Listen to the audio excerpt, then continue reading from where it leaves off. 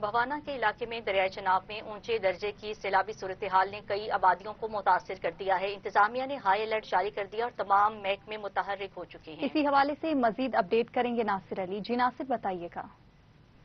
بالکل دریائے چناب میں اس وقت سیلابی صورتحال پیدا ہوگی اور پانی کی سطح جو ہے وہ مسلسل طور پر بلند ہوتی جائے۔ دریائے چناب سے 1,47,000 سے زائد کیوسیک کا ریلا گزر رہا ہے۔ سیلابی پانی کناروں سے باہر نکل چکا ہے اور مختلف آبادیوں میں داخل ہو چکا ہے، جس میں موزہ سامل، موزہ اوبان، موزہ منگینی، پامپ مونے والا، موزہ میڈل اور موزہ سلمان شامل ہیں۔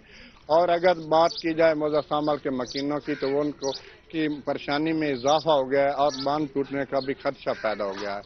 اگر بات کی جائے انتظامیہ کی تو انتظامیہ بھی متحرک دکھائی دیتی ہے۔ تمام محکموں کو ہائی الرٹ کر دیا گیا ہے۔ Rescue 1122 medical camp, life staff camp اور اس کے ساتھ پنجاب پولیس کے نوجوان تعینات کیے گئے ہیں اور انتظامیہ کی طرف سے یہ بھی کہا گیا ہے کہ تمام جو اہل دیں ہیں اپنے مال مویشی لے کر محفوظ مقام پر پہنچ جائیں تاکہ کسی بھی پریشانی سے بچا جا سکے۔ جی